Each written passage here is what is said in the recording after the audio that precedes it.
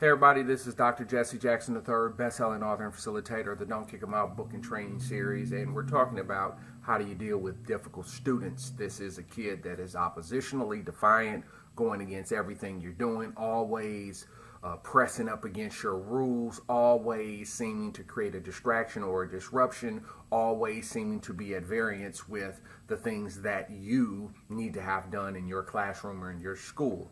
Difficult people, antisocial personalities. Unfortunately, there's a lot of individuals, and particularly children, that don't get along with people, that are very difficult to deal with. And this is a trending issue. It's not going to improve. And so the teacher, the adult, has to figure out productive ways on how to deal with this type of kid.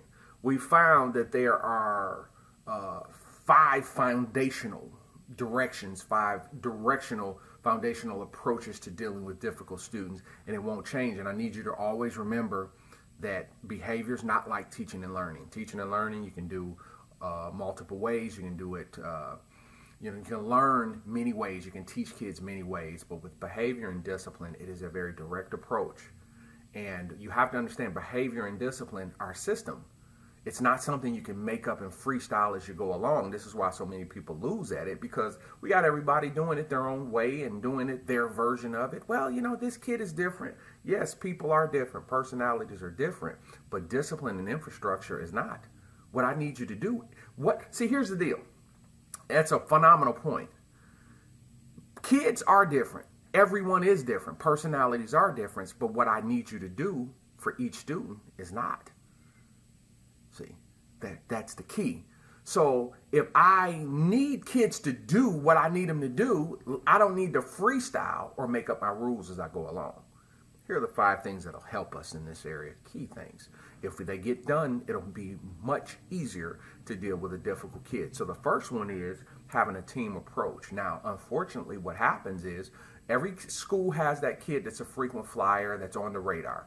Kid that needs a lot more than other kids, a little bit more need for attention, need more affection, needs to be on the radar a little bit more. The thing is, what happens in those schools do not deal with that kid as a unit. The kid knows who's on the staff that will allow them to do certain things. So when the kid is aware of that, what you get is the inconsistency, see? And so if everyone is not going to deal with this guy the same way, then we're not going to get a result with him, because he knows who to go to. He or she knows who to go to manipulate the rules. So the first rule of dealing with difficult kids is the team approach. We all deal with this guy directly the same way. There can be no manipulation in the ranks. There can be no manipulation in our team. If you can get manipulated, if someone on our team can be manipulated and not follow through with the protocol. So say, for example, our rule is no uniforms, right? Uniforms. And all violators have to go home. You will wear uniforms here. Why do you have a uniform policy you won't enforce? If you're not going to enforce it, then get rid of it. But don't have it and half do it, because what you're doing is saying the rules that we set up don't matter. Every single kid knows how this works. But what they are looking for is the adult that will allow it not to be enforced. That's why it's a team process. The adults have to enforce our rules. Number 2, being consistent, following the program. Will you do it every time? Will you enforce the uniform policy every day? Will you enforce the cell phone policy every day? Listen, what is our rule on this profanity? Hey, what is our rule on fighting? Will we enforce our own rules? It takes consistency to deal with difficult kids. Difficult kids have a lot of stamina. They'll bring it to us every day, and our job is to be consistent and meet it every day. And what I found is that when kids know that you mean what you say, kids adjust. They really do adjust. I mean, I'm talking about on a 98% ratio, where when it is very consistent, when we know what we want and we have decided, we can get the kids to do what we need them to do. And that's 98%. If you got a 2% kid that's just off on doing his own thing, that's not a good environment for the kid. So I need us to just start using a little better judgment, because no one kid is about to ruin my program. And guys, this is happening at schools all over the country. We'll let one kid, 2 kids, 6 kids ruin a 1,000-kid program. Turn the school upside down. Proving a point to who? What are you proving? Makes no sense. Be consistent. If you set rules, follow your own rules, please. Number 3, you have to learn the art of communication. And we've always said that the art of communication is 4 pillars. It's the ability, 1, the words you use, your ability to, your level tone. It is your ability, so think about this. It's what I'm saying. It's the tone in which I'm saying. It's what my body says when I'm talking, body language. And then, do I listen? So 4 things. What I said, the tone I said it, my body's expression when I'm talking, and am I listening when the kid's talking? 4 pillars.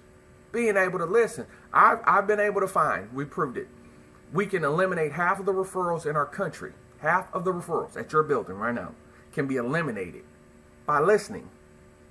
Hey, why are you doing that? Why are you doing that? Not get up and go out and go to the principal's office and let them get it under control. No. Why are you doing that? Come here. We need to talk. It gets done. See, a lot of our kids act the way they act is because of neglect.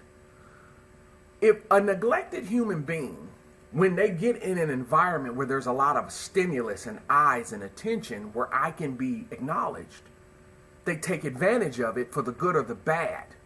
And so, have you ever been a neglected person that has not received attention? Well, it's a horrible feeling.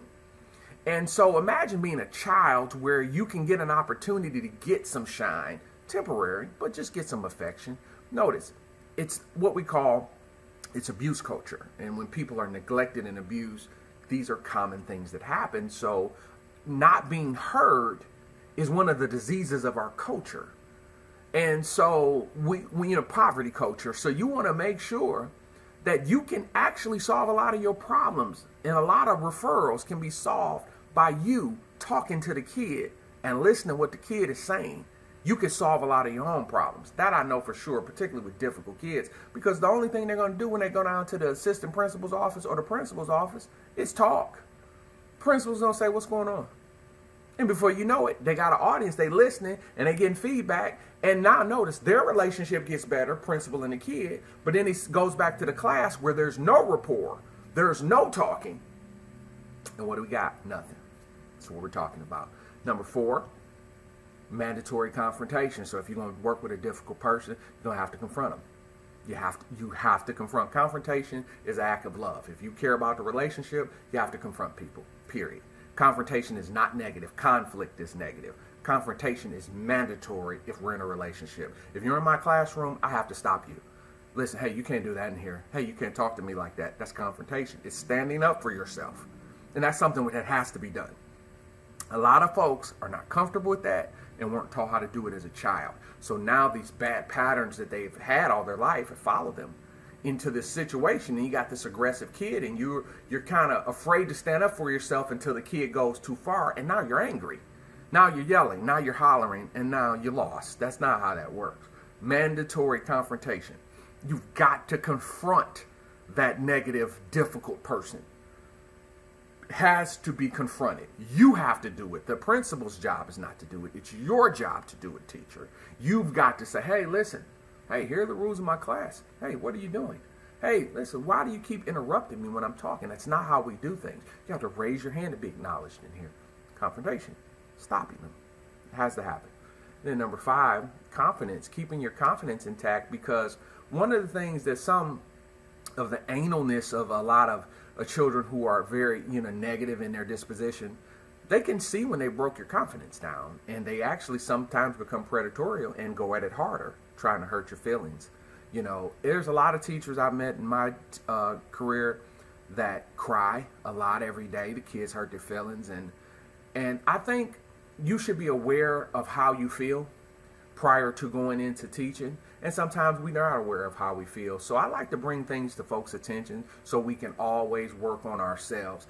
I'm a big proponent of work on yourself. That's something I believe in. Work on yourself. The first rule of life change is to know yourself. And the more you know about yourself, the better you can help others. You cannot try to help other people if you can't help yourself.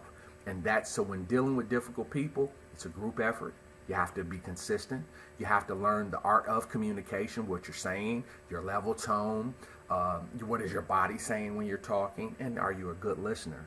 Are you able to confront people, to stop people, stand up for yourself when things are not the way they should be? Stop it and stand up for yourself and maintain and keep your confidence intact. These are the things that I know are of a great help and benefit to you, and they'll serve you well in dealing with difficult people. You'll notice that those situations will get corrected much, much faster. Dr. Jackson here for you. Hope you found value in this. As always, if you know I can help you, don't hesitate to reach out. That's what we're here to do, to help and to serve you. I am Dr. Jackson. I will see you in class.